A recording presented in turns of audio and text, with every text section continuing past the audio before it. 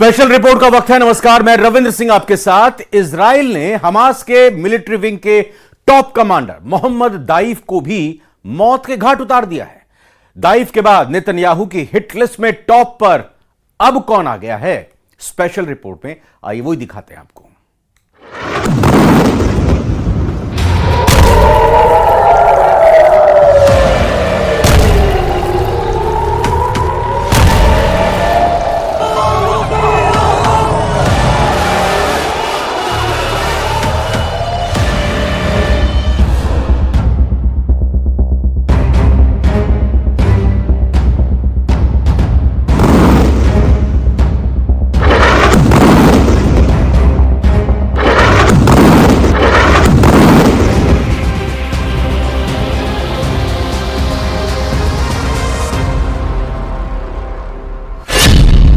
इस्माइल हानिया को मिसाइल से उड़ाया,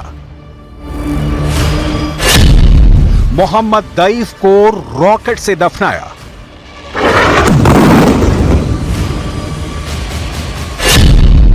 नेतन्याहू की हिट लिस्ट टॉप पर खालिद मेशाल।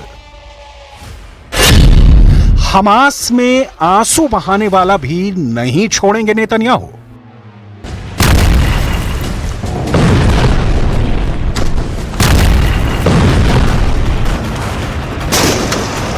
खून से सनी गाजा की गलियां, वीरान खंडहर बना रफा, यहां कदम कदम पर मौत खड़ी है।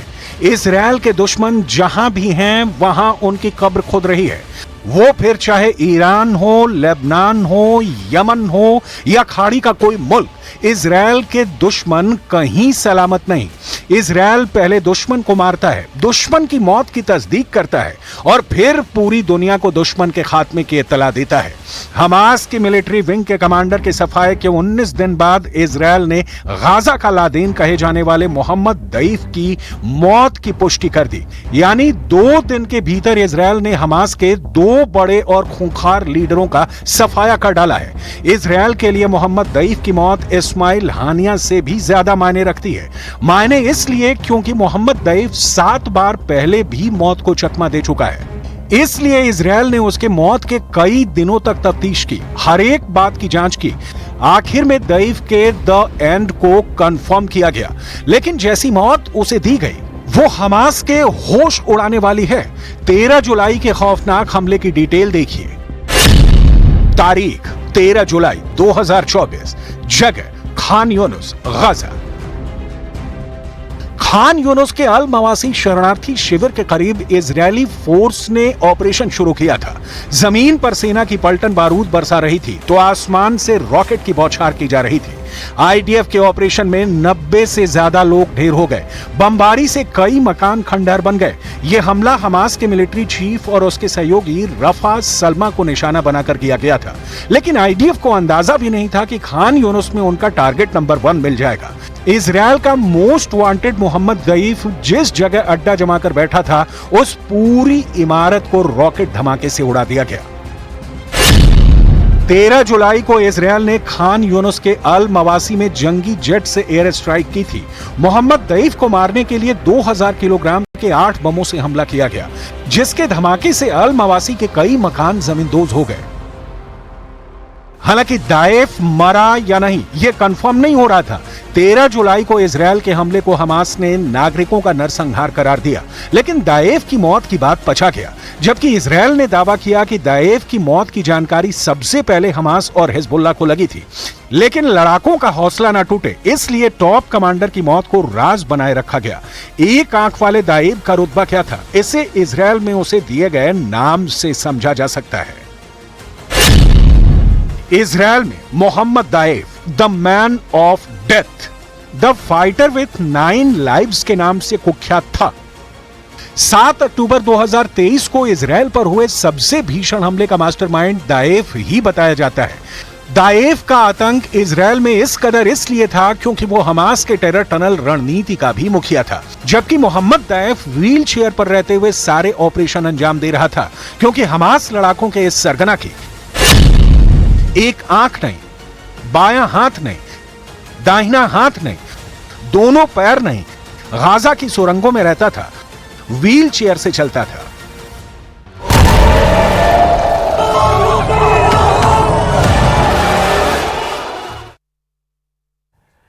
इस्माइल हानिया की हत्या के बाद ईरान और अमेरिका के बीच तनाव बढ़ता दिख रहा है। ईरान ने आरोप लगाया है कि इजराइल ने अमेरिका की मदद से इस हमले को अंजाम दिया। वहीं अमेरिका ने कहा कि उसका इस्माइल हानिया की हत्या में कोई भूमिका नहीं है। इधर इस्माइल हानिया की हत्या पर ईरान ने संयुक्त राष्ट्र सुरक्षा परिषद की इमरजेंसी मीटिंग बुलाई, जिसमें ईरान ने हानिया की हत्या के लिए इजरायल और अमेरिका को सीधे तौर पर जिम्मेदार ठहराया। इस बैठक में ईरान ने जोर देकर आरोप लगाया कि अमेरिका के सपोर्ट और खुफिया इनपुट के बिना इस्माइल हानिया का कत्ल नहीं हो सकता। अमेरिका ने ईरान के आरोप को सिरे से खारिज कर दिया और कहा कि इस्माइल हानिया की हत्या की जानकारी अमेरिका को नहीं थी और ना ही वो इसमें शामिल है। अमेरिका ने यूएनएससी से ईरान पर दबाव बनाने की अपील की ताकि इजरायल के खिलाफ प्रॉक्सी वॉर को बढ़ने से रोका जा सके। इस बैठक में अमेरिका ने खुलकर इजरायल का समर्थन किया और कहा कि इजरायल को हिजबुल्लाह, हूथी और हमास जैसे आतंकी संगठनों के खिलाफ अपनी सुरक्षा करने का अधिकार है। वहीं बैठक में शामिल फिलिस्तीन इजरायल पर बरस पड़ा और कहा कि इजरायल के पास सिर्फ एक चीज है, हिंसा और आतंक। इजरायल ने भी सुरक्षा परिषद की बैठक में यह साफ साफ कह दिया कि उसे अपनी रक्षा करने का पूरा अधिकार है, जिसके लिए वो किसी भी हद तक जा सकता है। दूसरी ओर अमेरिका ने खुलकर इजरायल के साथ अपनी प्रतिबद्धता जाहिर की है। Commitment to Israel's security and defending them from malign attacks like those from reckless regimes like the Iranian regime, that is unwavering and ironclad, and that continues to be the case. मतलब साफ है कि अगर Iran ने Israel पर हमला करने की भूल की तो उसे दो ताकतवर मुल्क इजरायल और अमेरिका का एक साथ सामना करना पड़ सकता है। क्योंकि जब अमेरिका से पूछा गया कि क्या ईरान को अपनी संप्रभुता की रक्षा करने का अधिकार नहीं है, तो सुनिए अमेरिका ने क्या जवाब दिया। Is a regime that time and time again since 1979 has been the largest and greatest exporter of terrorism, not hesitate to not just stand with our allies and partners when it comes to defending against threats from Iran, but also taking appropriate action from the United States. मामला गर्म है और दोनों तरफ से बयानबाजियों का दौर जारी है। ऐसे में सवाल ये कि अगर युद्ध होता है तो कौन किस पर भारी पड़ेगा। ईरान के पास एक बड़ी नौसेना, अधिक टैंक, बख्तरबंद वाहन और ईंधन तक अधिक पहुंच है, लेकिन जैसे ही बात प्रशिक्षण और अपडेटेड तकनीक की आती है तो इजरायल टॉप पर है। पैसे के मामले में भी इजरायल ईरान पर भारी पड़ता दिखता है। ईरान की जीडीपी 413 बिलियन है, जबकि इजरायल की जीडीपी 539 बिलियन डॉलर है। ईरान का सैन्य बजट 10 बिलियन डॉलर है, जबकि इजरायल का सैन्य बजट 22.4 बिलियन है, जो लगभग 2.5 गुना अधिक है। इजरायल के पास सबसे बड़ी ताकत अमेरिका की है। इजरायल को अमेरिका का पूर्ण समर्थन है। अमेरिका इजरायल को 3.8 बिलियन डॉलर की वार्षिक सैन्य सहायता देता है। इससे इजरायल को अपनी सेना को मॉडर्न बनाने की ताकत मिलती है। माना जाता है कि इजरायल के पास जमीन, हवा और समुद्र से परमाणु हमले शुरू करने की क्षमता है। हालांकि इजरायल ने कभी भी खुले तौर पर अपने परमाणु हथियारों की पुष्टि या खंडन नहीं किया है। इसलिए अगर बात युद्ध तक पहुंचती है तो अभी तक इजरायल का पलड़ा ही भारी साबित होता हुआ दिख रहा है।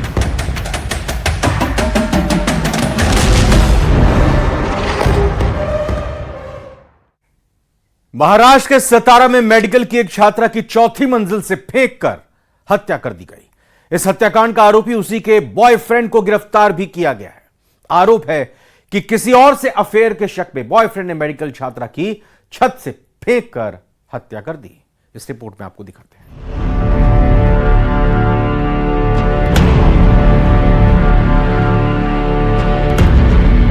आरुषि सिंह की हत्या सिर्फ इसलिए हुई क्योंकि उसके बॉयफ्रेंड ध्रुव को शक था कि उसका अफेयर कहीं और है। बस इसी शक ने मेडिकल के एक छात्रा की जान ले ली और मेडिकल के छात्र को हत्यारा बना दिया। आरुषि मिश्रा की मौत को लेकर सातारा पुलिस आरुषि मिश्रा और ध्रुव के बीच किस बात को लेकर विवाद था, उस विवाद की वजह को तलाशने की कोशिश कर रही है। सातारा पुलिस ये भी जांच करने में जुटी हुई है क्या वाकई महज शक की बिना पर ध्रुव ने ये कदम उठाया था या इसके पीछे कोई और कहानी छिपी हुई है। आरोप है कि आरुषि से नाराज ध्रुव ने उसे बात करने के बहाने एक घर की चौथी मंजिल पर बुलाया और फिर उसे चौथी मंजिल से नीचे फेंक दिया। जमीन पर गिरते ही आरुषि को भयानक चोटें आईं और उसकी वहीं दर्दनाक मौत हो गई। इस लड़के को कुछ कारणों की वजह से इनके आपस में झगड़े होने लगे और ये जो लड़का है इसने जो डिसीज्ड है इनको 3rd फ्लोर से इन्होंने ढकेल दिया जिससे इनकी मौत हो गई और इसमें हमने मर्डर के चार्जेस 103 BNS के अंतर्गत हमने इसमें मामला दाखिल किया है। आरुषि बिहार के मुजफ्फरपुर की रहने वाली थी, जबकि आरोपी ध्रुव हरियाणा के सोनीपत का रहने वाला था। दोनों महाराष्ट्र के सतारा जिले में मेडिकल की पढ़ाई कर रहे थे। इससे पहले आरुषि और ध्रुव दिल्ली में साथ साथ पढ़ते थे। आरोप है कि किसी और से अफेयर का शक होने के बाद ध्रुव ने आरुषि को अपने किराए के घर की छत पर बुलाया। वहां दोनों में बहस शुरू हुई जो हाथापाई तक पहुंच गई। आरोप है कि इसी दौरान ध्रुव ने आरुषि को छत से धक्का दे दिया। इस हत्याकांड के बाद पुलिस ने ध्रुव को गिरफ्तार कर लिया है। राहुल गांधी ने सोशल मीडिया एक्स पर दावा किया है कि लोकसभा में चक्रव्यूह वाले उनके भाषण के बाद ईडी उनके यहां छापा डालने की तैयारी कर रही है। राहुल ने 29 जुलाई को अपने भाषण में चक्रव्यूह का जिक्र किया था। राहुल का दावा है कि ईडी के अंदरूनी सूत्रों ने उन्हें बताया है कि एक रेड की तैयारी हो रही है जिसका कि वो बाहें फैलाकर इंतजार कर रहे हैं।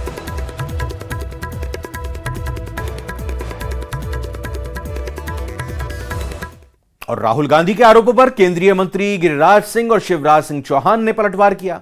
शिवराज सिंह चौहान ने चक्रव्यूह की चर्चा करते हुए महाभारत के शकुनी की याद दिलाई, तो वहीं गिरिराज सिंह ने राहुल से पूछा कि यह जानकारी उन्हें कहां से मिली। मैं समझता हूं देश का दुर्भाग्य है जो राहुल गांधी संवैधानिक पद पर एलओपी हैं, सदन चल रहा है, सदन के अंदर तो झूठ बोलते ही हैं, सदन के बाहर भी भ्रम फैलाने का काम किए हैं। उन्हें चुनौती देता हूं कि वो बताएं कि कौन अधिकारी उनको फोन किया है। ये शर्मिंदित हैं, दुनिया से जात का पूछते अपना जात बचाने से भाग रहे हैं। ये शर्मिंदित होकर के दुनिया में भ्रम फैलाने का काम, इससे बड़ा झूठा कोई आज तक एलओपी नहीं पैदा लिया है। उपसभापति जी हम किसी को छेड़ते नहीं है, लेकिन अगर कोई छेड़ दे तो फिर छोड़ते भी नहीं। इसलिए मैं वहीं से आरंभ करना चाहता हूं। बेहतर होता वो आज यहां उपस्थित होते। माननीय उपसभापति जी, उनको याद भी आए तो शकुनी याद आए। शकुनी, चौपड़, चक्रव्यूह और इन सारे शब्दों का संबंध है अधर्म से। जाकी रही भावना जैसी, प्रभु मूरत देखी तुम तैसी। शकुनी मतलब छल, धोखे और कपट के प्रतीक थे। चौपड़ में तो धोखे से ही हराया गया था। और चक्रव्यूह मतलब फेरवार नहीं, घेर के मारना। अब कांग्रेस को क्यों चक्रव्यूह, सकनी, चौपड़ ये याद आते हैं? माननीय उपसभापति जी, जब महाभारत काल में हम जाते हैं तो हमें तो भगवान श्री कृष्ण याद आते हैं। यदा यदा ही धर्मस्य ग्लानिर्भवति भारत अभ्युत्थानम धर्मस्य तदात्मानं सृजाम्यहम् परित्राणाय साधूनां विनाशाय च दुष्कृताम धर्म संस्थापनार्थाय संभवामि युगे युगे। हमको तो कन्हैया याद आते। जब जब धर्म की हानि होगी, अधर्म बढ़ेगा, पाप बढ़ेगा, अत्याचार अनाचार बढ़ेगा, तब तब धर्म की रक्षा और अधर्म के नाश के लिए मैं बार बार आऊंगा, ये भगवान श्री कृष्ण ने कहा था। लेकिन अनीति और अधर्म किसने किया? ठगी किसने की? माननीय उपसभापति जी, कांग्रेस के डीएनए में ही किसान विरोध है, मैं ये कहना चाहता हूं। मुझे लगता है कि वो इस बात को पचा नहीं पा रहे कि एक कुशल प्रशासक, विश्व के अंदर प्रसिद्ध नेता नरेंद्र मोदी जी तीसरी बार जनता के मैंडेट से प्रधानमंत्री बने हैं और जिस प्रकार से उन्होंने भ्रष्टाचार पर जीरो टॉलरेंस की है, तो उनको अपने भ्रष्टाचार के किए हुए मामलों पर लगता है आभास हुआ होगा। अगर ऐसा होने वाला है तो उन्होंने उसको व्यक्त किया है, अपने डर को व्यक्त किया। भाजपा के डीएनए में तानाशाही देख रहा था उस दिन, कितना तिलमिला रहे थे चक्रव्यूह के भाषण में। 2 बार प्रधानमंत्री जी अपने स्वभाव के विपरीत खड़े हुए डिस्टर्ब करने, 2 बार गृह मंत्री जी और फिर 2 बार राजनाथ जी। जो बची खुची चुनाव में इज्जत थी भाजपा की, 303 से 240 पे आ गई, इसमें 40 बेईमानी की निकाल दो तो 200 सीटें बची। उत्तराखंड के केदारनाथ में पैदल मार्ग पर बादल फटने और लैंडस्लाइड के बाद कई पैदल यात्री प्रभावित हुए, कई पैदल रास्ते तबाह हो चुके हैं। इस दौरान कई तीर्थ यात्री भी फंस गए, जिनका लगातार रेस्क्यू किया जा रहा है। तस्वीरें आप अलग अलग देख सकते हैं। 8 तस्वीरें इस वक्त आपकी टीवी स्क्रीन पर हैं। गुरुवार से अब तक करीब 6000 लोगों का रेस्क्यू किया जा चुका है। रेस्क्यू अभियान के दौरान आज हेलीकॉप्टर की भी मदद ली गई। आज लिंचोली से रेस्क्यू अभियान चलाया गया, शुरू किया गया। साथ ही केदारनाथ धाम में फंसे यात्रियों के रेस्क्यू के लिए सेना का MI-17 और चिनूक हेलीकॉप्टर्स का सहारा लिया जा रहा है। केदारनाथ आपदा में राहत और बचाव कार्य में SDRF के साथ ही NDRF की टीमें भी जुटी हुई हैं। इस आपदा के बीच न्यूज 18 की टीम भी उस स्थान पर पहुंची जहां बादल फटने और लैंडस्लाइड की घटना हुई थी।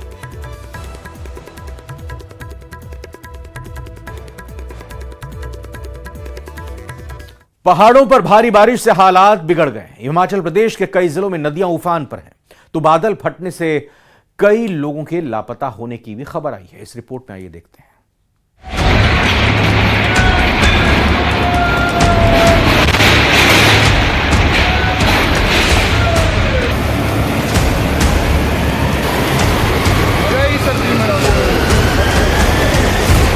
हिमाचल में बारिश का विस्फोट,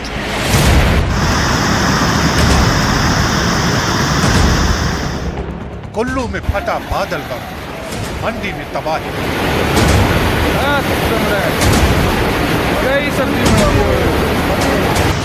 लहरों का कोहराम, हिमाचल में त्राहिमाम।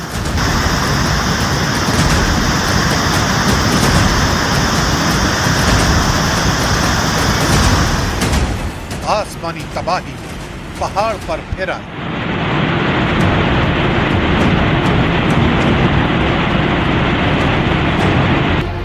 बादलों की दहाड़, मुसीबत में पहाड़।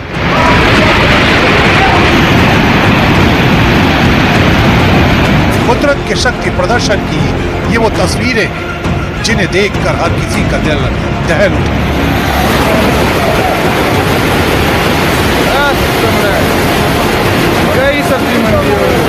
लहरों ने ऐसा कहर बरपाया कि देखते ही देखते एक विशालकाय इमारत इन लहरों में समा गई।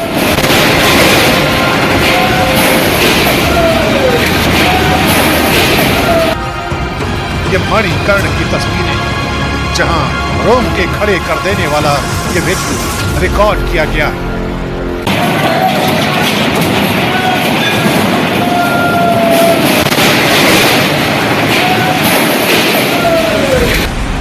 देखिए कैसे मूसलाधार बारिश के बाद आए सैलाब ने इस इमारत को ली लिया। ये मंडी के ही पंडोह बाजार की तस्वीरें हैं, जहां ब्यास नदी का पानी लोगों के घरों तक शिकंजा कसने लगा है। आलम ये हो चुका है कि डरे सहमे लोग सुरक्षित ठिकानों को तलाश रहे हैं और प्रशासन की तरफ से लगातार लोगों को सावधान रहने की हिदायत दी जा रही है। सनसनाती लहरें जिस रास्ते से होकर गुजरी, वहां एक झटके में सब कुछ तबाह हो गया। कुल्लू से आई ये तस्वीरें इस बात की गवाही देती हैं कि जब कुदरत कोहराम मचाती है तो सब कुछ अपने साथ ले जाती है।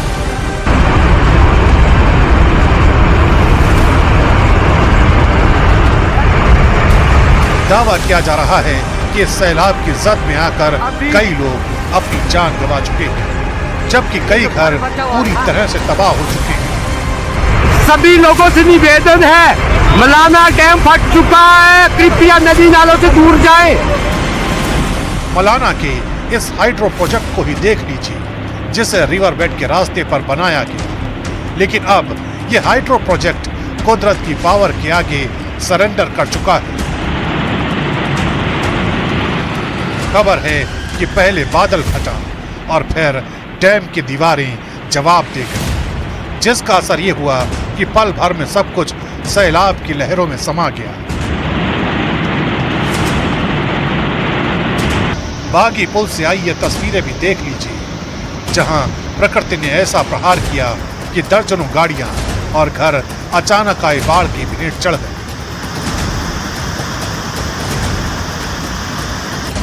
मनाली में ब्यास नदी ने रौद्र रूप धारण कर रखा है, जिसका असर ये हुआ कि नेशनल हाईवे 3 पूरी तरह से तबाह हो गया है। इतना ही नहीं, हिमाचल के कई जिलों में भारी से बहुत भारी बारिश का अलर्ट भी जारी किया गया है। मौसम विभाग के मुताबिक बिलासपुर, चंबा, हमीरपुर, कांगड़ा, कुल्लू, मंडी, शिमला, सिरमौर, सोलन और ऊना में तबाही वाली बारिश का लगातार अलर्ट जारी है। यानी हिमाचल में आने वाले कुछ और घंटे भयानक तबाही की ओर इशारा कर रहे हैं। यही वजह है कि लगातार लोगों से यही अपील की जा रही है कि न तो नदियों के पास जाने की कोशिश करें और न ही ज्यादा अपने घरों से निकलें।